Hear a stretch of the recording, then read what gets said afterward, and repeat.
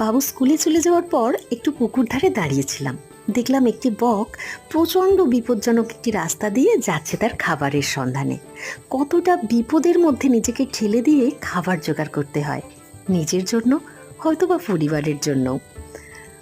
আমার পছন্দের গাড়ি অটো। অটোতে চেপেই পৌঁছালাম স্কুল। আজকে অনেক দিন পরে বিকালে বাড়ি ফেরার সময় ট্রেকারে চেপে বাড়ি ফিরলাম। আপনারা অনেকেই নিশ্চয়ই ট্রেকার দেখেছেন বা চড়েছেন। আমি যে কতদিন পরে ট্রেকারে উঠলাম মনে নেই। সারাদিনের ক্লান্তি আর খিদেতে আমার মুখের অবস্থা দেখতেই পাচ্ছেন, একেবারে চুন। আমার মতো এই ট্রেকারটিরও প্রচণ্ড খিদে পেয়ে গিয়েছিল, একেবারে চলতেই পারছিল না। তাই আগে তারই খাবারের ব্যবস্থা করা হলো। আমার খাবারের ব্যবস্থার জন্য আমাকে তাড়াতাড়ি ফিরতে হবে বাড়ি। ফেরার পথে মায়ের জন্য বর্ষার জুতো আর মায়ের পছন্দের নেল পলিশ কিনে তাড়াতাড়ি পা চালিয়ে ফিরলাম বাড়ি।